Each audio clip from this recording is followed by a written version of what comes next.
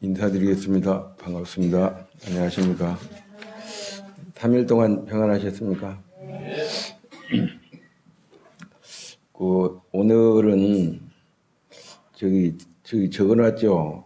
여호와를 공경하라. 한번 따라 해보세요. 여호와를 공경하라. 예, 오늘은 여호와를 공경하라는 제목으로 같이 나누도록 하겠습니다. 잠언 3장 말씀을 함께 읽어보겠습니다. 잠언 3장 9절 10절 말씀을 우리 같이 한번 봉독하도록 하겠습니다.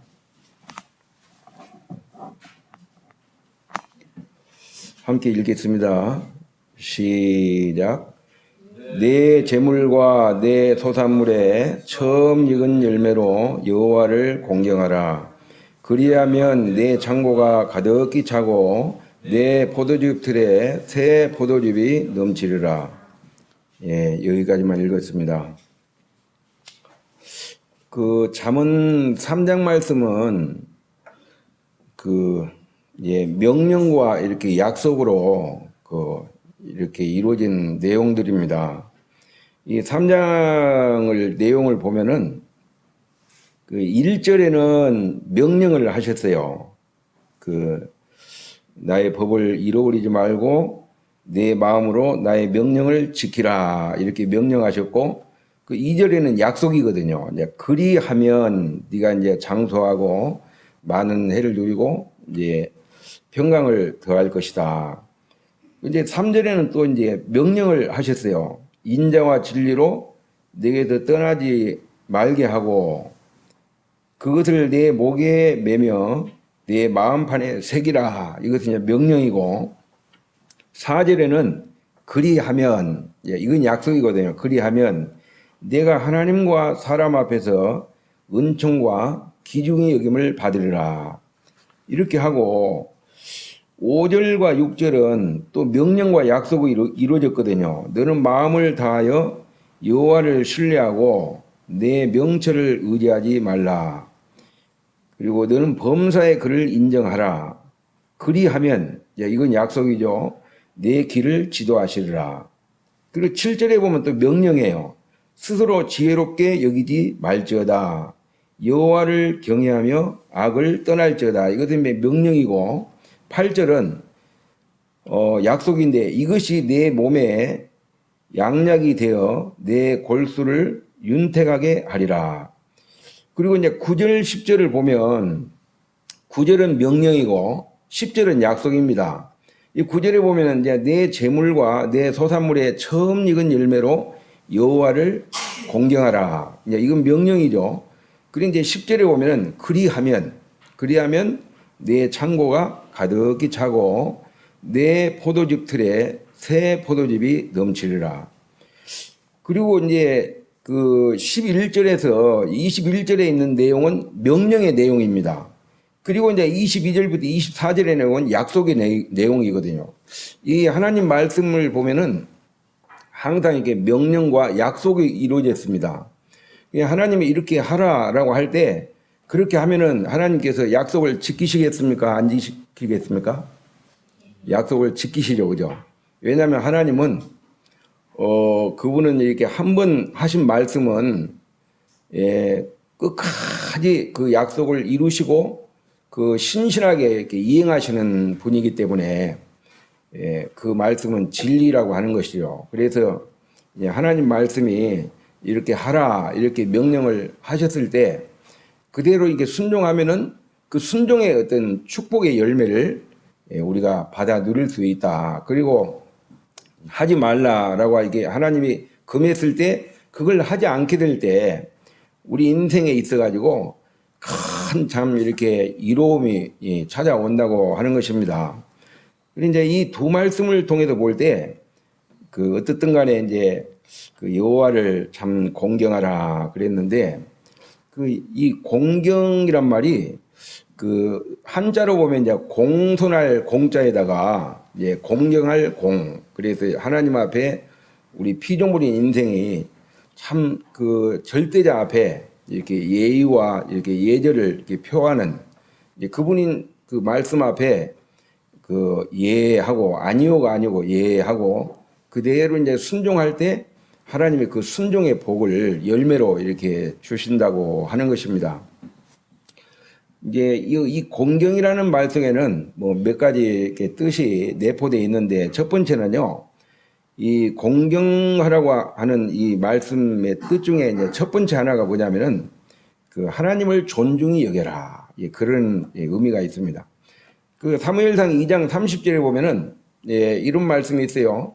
나를 존중히 여기는 자를 내가 존중히 그 사람을 존중히 여기고 나를 경멸히 여기는 자를 내가 경멸하리라 이런 말씀이 있거든요.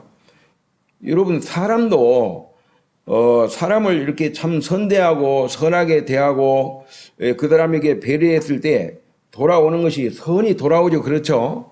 그리고 내가 상대방을 무시하고 깔보고 그랬을 때 그대로 내가 되돌려 받는 것이죠. 그렇죠. 예. 그래서 이제 이 선을 뿌리면은 선의 열매가 돌아오고 악을 뿌리면은 악의 열매가 돌아오는 것이 이게 진리입니다. 그 참 이 만물의 법칙, 자연의 법칙도 그렇잖아요. 뭐 콩을 심으면 뭐 콩이 나고 팥을 심으면 팥이 나는 것처럼 우리 인생도 이 땅에 사는 동안에 하나님 말씀이 잘못되지 않았다면은 말씀 앞에 순종했을 때 잘못된 인생은 없습니다. 그렇죠?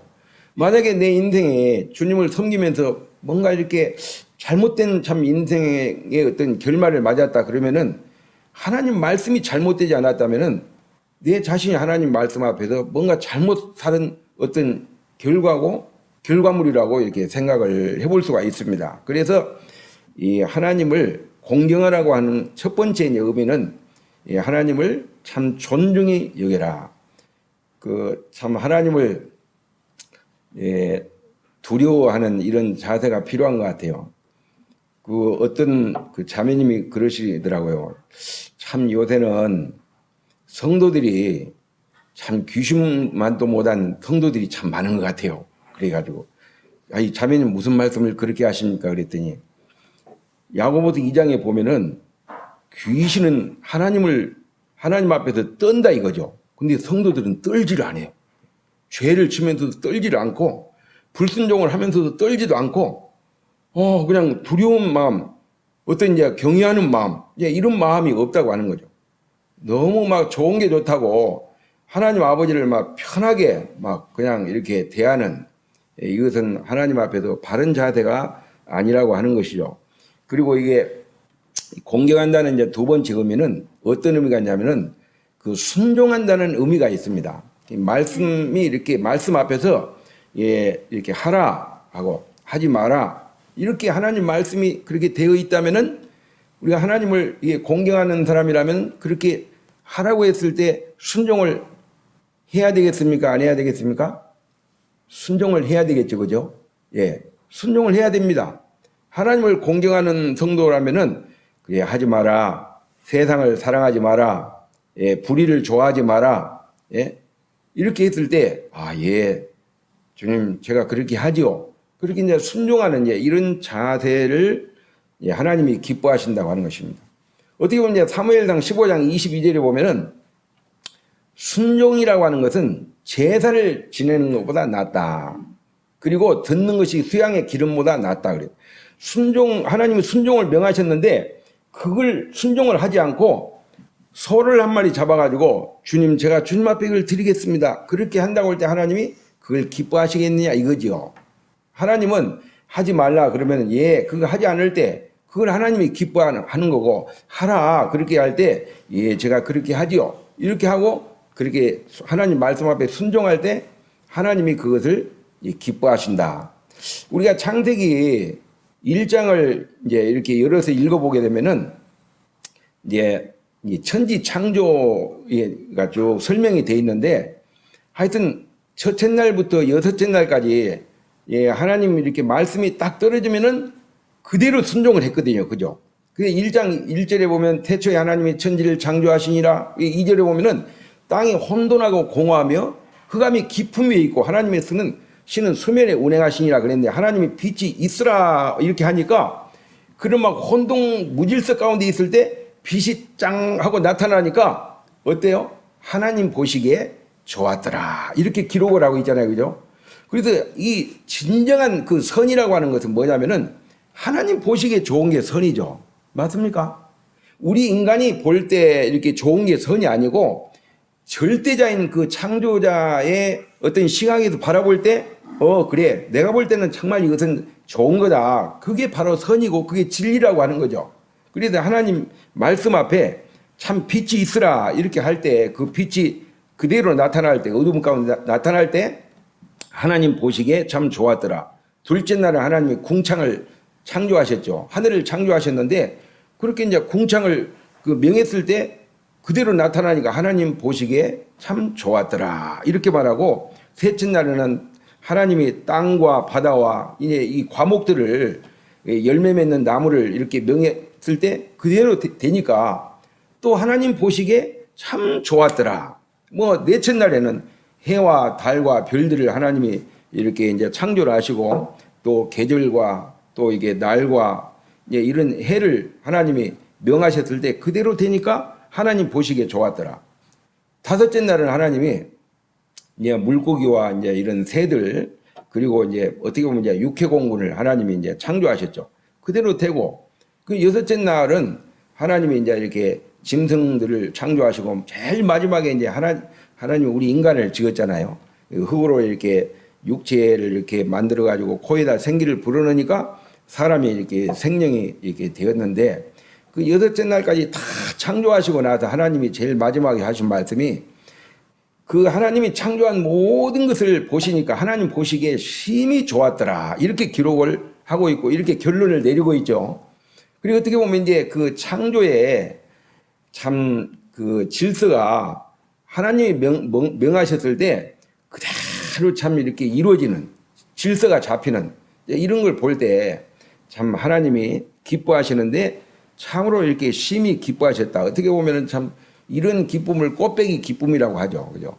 기쁜데 너무너무 기쁘니까 뭔가 이게 하나님의 의도대로 하나님의 계획대로 이렇게 이루어졌기 때문에 하나님이 참 기뻐하는 이런 모습들을 이렇게 보게 됩니다.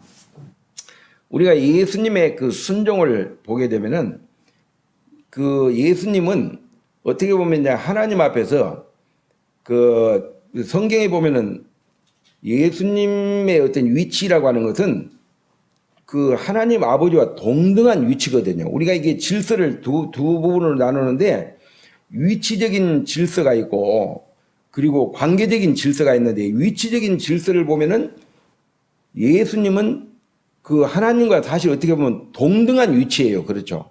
이 삼위일체 하나님이 동등한 위치인데 관계적인 어떤 질서에 보면은 성자 하나님이지만은 그 성부 아버지 앞에 절대적인 순종과 복종을 하신 그 삶을 산 것이 우리 주님의 육체의 삶 아니겠습니까? 이 땅에 오셔가지고 예수님의 삶을 이렇게 좀 세 부분으로 이렇게 그 나누면은 특징적인 부분이 첫 번째 예수님의 삶이 어떤 삶이냐면은 순종은 순종인데 어떤 순종이냐면은 즉각적인 순종이었어요. 그렇죠?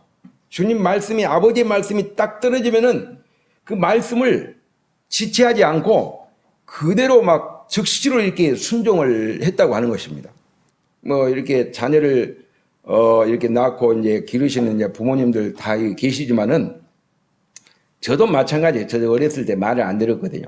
그래서 이것을 하라 그러면은 예, 알았어요. 예? 이렇게 해놓고 나서 바로 즉각적으로 안 하는 그런 경우가 있거든요. 좀 치워라 그러면은 아예 알았어요. 곧 치울 거요. 예. 나중에 보면은 바로 안 치워요. 지가 원하는 그 시간에 지가 원하는 때에 하는 경우가 많이 있는데 예수님의 순종은 하여튼 아버지의 말씀이 딱 떨어지면 그대로 막 그냥 순종하는 이게 예수님의 첫 번째 순종이죠. 그 다음에 이제 두 번째 순종이 어떤 순종이냐면은 전적인 순종이 있어요. 전적인 순종.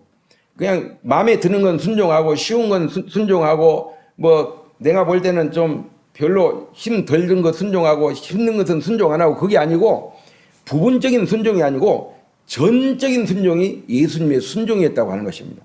그런데 세 번째 순종은 어떤 순종이냐면은 이 성경을 잘 보면 우리 주님은요, 하나님 말씀 앞에 이렇게 아버지의 말씀 앞에 순종할 때요, 막 부득이한 그런 순종, 막 억지로 하는 그런 순종이 아니고 굉장히 이렇게 자발적이고 자원함으로 기쁨으로 즐거움으로 이렇게 순종했던 그 예수님의 그 순종을 볼 수가 있습니다. 그래서 어떻게 보면 창세기 1장에 하나님께서 천지 창조를 하셨을 때 하나님 말씀이 딱 떨어지면은 그대로 그냥 순종했잖아요. 모든 만물이요. 그래서 하나님 보시기에 심히 좋았더라 그랬는데 창세기 1장에 그 천지 창조에 순종하고 예수님 생애에 순종하고 어떻게 보면 그 일치가 되는 것 같아요. 그냥 이유가 없어요. 말씀이 딱 떨어지면은 예. 그러니까 어떻게 보면은 말씀 앞에서 우리가 아멘을 해야 되겠습니까? 노멘을 해야 되겠습니까? 예. 말씀이 그렇다면 아멘 해야지. 노멘 하면 안 된다는 거예요. 예스. 예. 그게 아멘이죠. 그죠? 정말 예수 그리스도 말씀이 그렇다면은 예. 그래 순종하겠습니다. 좀 이렇게 불가능하고 어렵고 힘들겠지만은 제가 그 말씀 앞에 순종하겠습니다. 말씀이 잘못되지 않고 말씀이 진리라면은 말씀 앞에 순종했을 때 잘못된 인생은 없다고 하는 것입니다. 그래서 어쨌든 좀 더디고 힘든다 할지라도 고난이 따르고 여러 가지 좀 이렇게 시간적인 또 이렇게 허비가 있고 그렇지만 허비가 아니고 말씀 앞에 순종하는 이런 참 시간이나 이런 것들은요 다 하나님께서 책임을 지시는 것을 우리가 경험을 하게 되죠. 그래도 저는 이제 이런 생각을 해보게 됩니다. 이 말씀을 읽고 또 말씀을 듣고 또 이렇게 말씀을 깨닫는 거 하고 그 말씀을 이렇게 실천하고 순종하는 거하고는 뭔가 이렇게 본질적으로 다르죠. 그렇죠? 예, 저부터가 이런 경우가 있습니다. 말씀을 이렇게 읽다가 세상에 이렇게 참 놀라운 말씀이 있구나. 막 깨달아가지고 막 감동이 오고 막 감화가 와가지고 막 어떨 줄을 모르고 막 이렇게 하는 경우가 있죠. 제가 구원을 받고 나서요. 너무너무 기뻤어요. 그때 초저녁에 이제 요한복음 5장 24절 말씀을 읽다가 구원을 받았거든요. 근데 밖에 나가보니까 좀 어둠침침하더라고. 근데 누구한테 이거 구원받은 것 간증을 좀 해야 되는데 그 간증을 참 누구한테 하겠습니까? 그래가지고 막 이제 영적으로 눈을 떴으니까 얼마나 막 기쁘겠습니까? 그리고 그날 이제 일찍이 성경을 들고 교회 이제 그 목회하시는 형제님한테 찾아가서 제가 이 말씀을 통해서 참 어제 저녁에 참 구원을 받았습니다. 그랬더니 크게 기뻐하지 않고요. 아, 그래요. 예. 축하합니다. 뭐 그 이상 다른 말씀 안 하시더라고요. 그러니까 이제 너무 막 그냥 적극적으로 인정하지도 않고 그냥 부정하지도 않고 왜냐하면 지켜보셨던 것 같아요. 보니까. 왜냐하면은 구원받았다고 하면서 나중에 보면 이제 또 원위치로 돌아가는 경우도 있잖아요. 그래서 그냥 구원받았다고 하니까 어쨌든 축하합니다. 이렇게 하고 지켜보셨던 것 같아요. 근데 제가 너무너무 막 이렇게 감동이 돼가지고 그때부터 막 성경을 하여튼 밤낮으로 계속 막 읽다 보니까 너무너무 많이 깨달아져가지고 막 감동이 많이 오는데 사실 이제 깨닫는 거 참 중요하죠. 예. 그런데 이제 그보다 더 중요한 게 뭐냐면은 그 깨달은 말씀을 순종하고 삶 속에 적용시키고 그 실행으로 옮겨지는 거 이게 참 중요하다. 이런 부분을 참 생각을 해보게 돼요. 왜냐하면은 우리가 말씀을 이렇게 이해하고 깨닫고 그 말씀을 동의했다고 해서 말씀이 우리가 순종되는 건 아니잖아요. 이게 말씀을 깨닫는 거하고 순종하는 거하고 별개거든요. 깨달았다. 그리고 깨닫는 걸로 그걸 끝나버리면 아무 의미가 없어요. 그렇죠? 예. 큰 나에게 순간적인 감동이 왔다. 그래서 그걸 가지고 감동된 것을 간증을 했어요. 그래 놓고 내 삶 속에서 그 말씀 앞에 내가 순종하는 삶이 들여지지 않으면요. 깨닫는 게 별 의미가 없다고 하는 거죠. 그래서 중요한 건 뭐냐면은 이 순종이라는 것은 저절로 나타나는 게 아니고 우리가 마음에 하나님 앞에서 마음을 정하고 그리고 어떤 내가 순종을 해야 되겠다는 마음의 결심을 하고 그 순종의 발을 내딛고 나갈 때 그게 순종의 삶을 통해서 하나님이 기뻐하시고 그 순종의 삶을 통해서 열매를 주시고 마음에 어떤 평강을 주시고 이렇게 하는 것이지, 그 깨닫고 나서 순종이 안 나타나면요, 그냥 그걸로 그냥 순간적으로 이제 감동이 왔다가 그냥 사그라들어 버리는.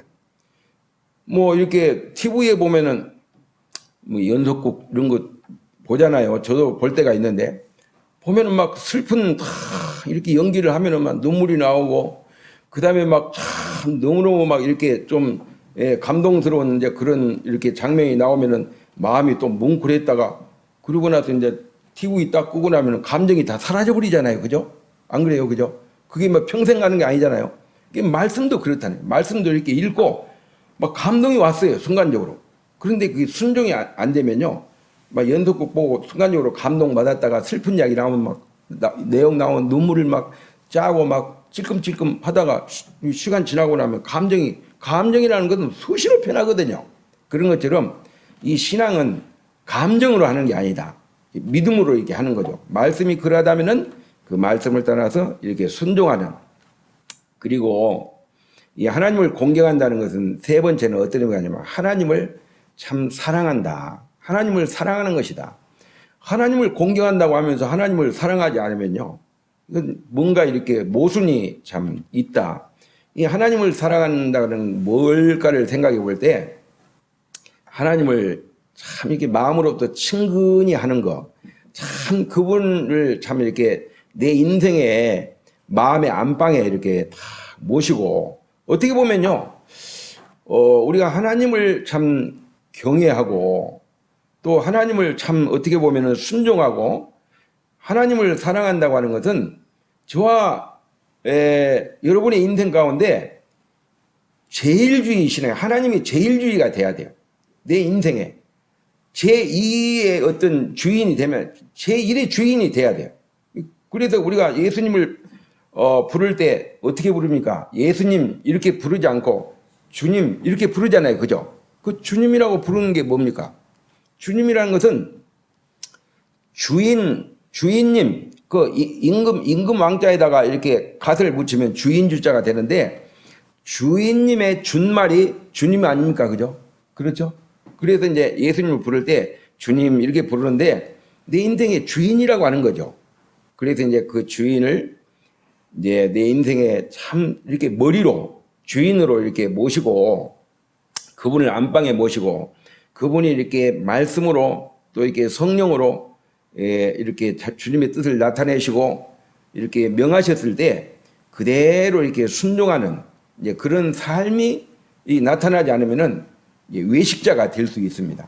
왜냐하면은 말씀은 많이 아는데 그 삶 속에서 이게 순종이 나타나지 않으면요, 순종의 열매가 없으면은 이게 외식자가 될 수 있고 또 이렇게 비난을 받을 수 있고, 그래서 이제 참 저 자신부터가 참 앞섰다고 하는 것이 참 굉장히 조심스럽고 두려운 일 중에 하나다. 왜냐하면은 참 이렇게 구원받은 지 오래되면 오래될수록 부담이 크잖아요. 왜냐하면 뭔가 이렇게 앞선 자의 본을 보여야 되기 때문에.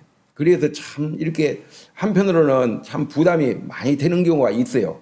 그렇지만은 우리가 하나님 말씀 앞에 작은 계명이라 할지라도 이제 그것을 쉽게 가볍게 여기지 않고 정말 이렇게 떨리는 마음, 두려운 마음으로 하나님 말씀을 참 지켜 행하는 이런 믿음의 자세가 참 필요하다.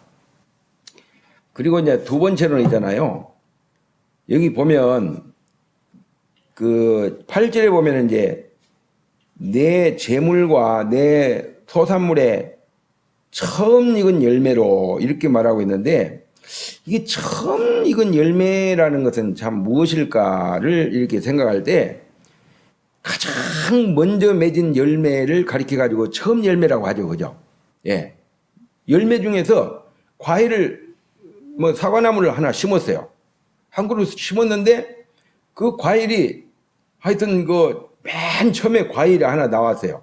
근데 이제 그 과일을 하나님이 처음 익은 과일을 하나님이 요구하신다면은 이제 그 과일을 하나님 앞에 이제 드렸다라고 할 때 이게 가장 먼저 맺은 열매다. 그리고 이 처음 열매라는 것은 이제 두 번째로 어떤 의미가 있냐면요, 열매 중에 가장 좋은 열매를 라는 그런 의미가 있습니다. 뭐 이렇게 과일로 말하면 여러 과일이 열렸는데 그 중에 이제 좀 기스난 거, 흠집 있는 거 이제 그걸 하나님 앞에 드리는 게 아니고 그 과일 중에 최고의 어떤 이제 최상품 있잖아요. 가장 좋은 걸 이렇게 하나님 앞에 이렇게 드리는 이제 그런 이제 의미가 있고요. 그리고 이제 처음 열매를 드렸다고 하는 것은 이제 무엇을 말해주고 있냐면은 모든 걸 다 드렸다는 그런 의미가 있습니다. 여기서 이제 처음 열매를 이제 하나님 앞에 드리라 그랬는데 처음 열매로 하나님을 공경하라 그랬는데 이 처음 열매를 드린다고 하는 것은 모든 열매를 다 드렸다는 그런 의미가 있어요. 그래서 우리가 11조를 이렇게 하잖아요. 그죠? 하나님 앞에 10분의 1을 하나님 앞에 드리기도 하잖아요. 주일날 되면은 이제 성도님들이 하나님 앞에 이렇게 헌물을 드리고 이제 헌금을 드리고 예물을 드리고 이렇게 할 때 이제 이걸 하나님 앞에 이제 감사기도 하고 이렇게 하는데 10분의 1을 이게 드렸다고 하는 것은 그 이제 10분의 9는 내 것이고 10분의 1은 하나님의 것이고 그런 어떤 개념이 아니죠. 이 11조라는 개념은 뭐냐면은 본래 10분의 10이 다 하나님의 것이죠. 그죠? 하나님의 것인데 하나님이 어떤 이제 우리의 수고와 애씀을 통해 가지고 먹고 살아야 되니까 주님을 섬겨야 되니까 또 이제 헌신을 해야 되니까 그리고 하나님이 주신 것을 이제 하나님께로부터 받은 것을 이제 하나님 앞에 이렇게 드리는 10분의 1을 드리는데 이것은 이제 10분의 1을 드리면은 이제 내 도리는 다 하고 내 본분을 다 했다 이제 그런 차원이 아니고 이 10분의 10이 다 하나님의 것이라고 하는 것을 우리가 깜빡 이렇게 건망증이 심해가지고 잃어버릴 수 있기 때문에 하나님의 10분의 1을 이렇게 우리한테 요구하시는 건 뭐냐면은 내가 10분의 1만 주면 나는 만족하겠다 그런 의미가 아니고 10분의 10이 다 이게 하나님 내 것이다. 너 그거 잊지 마라. 네가 잊어버리기 때문에 내가 너에게 10분의 1을 내가 너한테 요구하는 것이다. 이제 그런 의미가 있다는 거죠. 그래서 이게 어떻게 보면 있잖아요. 이 말씀을 통해서 볼 때 이 처음 열매를 하나님 앞에 드린다고 하는 것은 모든 열매를 다 드리는 것과 이게 같은 의미가 있다. 그리고 이 처음 열매라고 하는 것은 모든 어떤 그 재물의 그 원주인이 이제 하나님이라고 하는 것을 이제 우리가 잊어서는 안 된다고 하는 거죠. 이제 여기 10절에 보면 이런 말씀이 있어요. 10절에 보면은 우리가 이제 9절의 말씀대로 참 재물과 소산물의 처음 익은 열매로 이제 여호와를 이렇게 공경할 때 이제 10절에 가 보면은 그리하면 네가 이렇게 섬길 때 나를 선대하고 나를 존경하고 나를 경외하고 나를 순종하고 나를 사랑하고 이렇게 이런 마음으로 이렇게 네가 나를 섬겼다면은 그렇게 한다면은 내 창고가 가득히 차고 정말 내 포도즙 틀에 포도즙이 넘친다 차고 이렇게 넘친다고 하는 것을 여기서 참 약속을 해주고 있습니다. 하나님의 참 말씀은 이제 명령과 이렇게 약속으로 참 되어진 부분을 참 보게 되는데 저는 이제 이 말씀을 이제 개인적으로 묵상하면서 참 어떤 마음이 들었냐면은 참 그 자신이 참 부끄러웠어요. 왜냐하면 내가 주님을 참 그 이렇게 익은 열매나 이제 그런 소산으로 하나님을 섬기지 못한데 참 어떻게 보면 저희 가정 같은 게 보면은 먹을 게 막 차고 넘쳐요. 보면은 요즘에 그 며칠 전에 이제 추석 이제 연휴가 끝났잖아요. 그죠? 그래 참 보니까 참 포도도 많고 뭐 사과도 많고 그리고 냉장고 열어보니까 막 참 먹을 게 막 많아요. 먹을 게 많고 마실 것도 많고 그리고 뭐 제 방에 이제 와 보면은 옷이 참 많아요. 바지도 많고 철철해. 그리고 뭐 이게 좀 콤비도 많고 뭐 양복도 많고 또 이 보면은 그 서랍을 이렇게 열어보면 속옷도 많고 양말도 많고 참 많아요. 저는 아니 어렸을 때는 하도 가난해 가지고 양말을 이렇게 이제 한 켤레 가지고 이 신으면 막 바닥이 떨어지고 이게 발가락이 막 나오고 그러면 이제 저 어머니가 그 다른 헝겊을 대가지고 바늘로 꼬매주고 이렇게 했거든요. 근데 이제 그거 꼬맨 게 나중에 보면 또 떨어져. 그러면 그거 도려내가지고 또 다른 헝겊을 대고 신고 그랬는데 요새 양발 신어가지고 떨어졌는데 그걸 헝겊대가지고 꼬매가지고 신는 분 거의 없을 거예요. 그죠? 조그만 이상이 있으면 어떻게 합니까? 그냥 말아가지고 다 버려버리고 이렇게 하잖아요.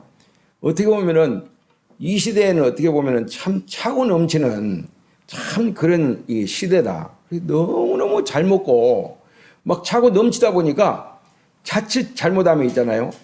마음이 하나님 앞에 참 감사를 잃어버릴 수 있고 뭔가 이게 막 내가 이렇게 잘해가지고 뭐 소득을 얻어서 이렇게 누린 것처럼 착각하는 그런 경우도 있을 수가 있는데 요즘에 와서 이제 제가 이제 이런 참 생각을 해봤어요. 참 내가 하나님을 제대로 공경하지도 못하고 제대로 섬기도 못한데 참 하나님이 이렇게 우리 가정에 참 먹을 것, 입을 것, 마실 것 이렇게 풍성하게 참 주시는구나 이런 걸 생각할 때 한편으로는 참 두려운 마음이 있어요. 왜냐하면은 이런 가운데서 이제 감사가 있어야 되고 하나님 앞에 뭔가 이렇게 찬양이 넘쳐야 되고 결과적으로는 주님 앞에 영광이 돌려져야 되는데 그렇지 못하고 이제 막 그냥 너무 풍성하니까 먹으면서도 감사할 줄 모르고 마시면서도 참 감사할 줄 모르고 이제 그런 저 자신을 이게 때때로 이게 발견을 할 수 있다는 거죠. 그래서 이제 제가 이 말씀을 묵상하는 가운데서 저 자신을 이렇게 바라보면서 주님 앞에 무릎을 꿇었어요. 무릎을 꿇고 주님 감사합니다. 참 제가 무엇이 간데 우리 가정이 무엇이 간데 이렇게까지 부족함이 없이 참 정말 아무 때라도 자다가도 뻘떡 일어나서 뭐 목마르고 싶으면 막 음료수를 끓고 꾹꾹 마실 수 있고 생수를 마실 수 있고 뭐 배고프면 뭐 밤늦게라도 라면을 한번 끓여 먹는다고 해서 누가 뭐 왜 라면 끓여 먹냐고 그렇게 하는 분이 있어요. 그런 게 없잖아요. 아무 때라도 내가 먹고 싶은 것 마음껏 배불리 참 먹을 수 있는 그래서 이제 이런 부분을 생각할 때 하나님 앞에 참 감사를 드렸고요.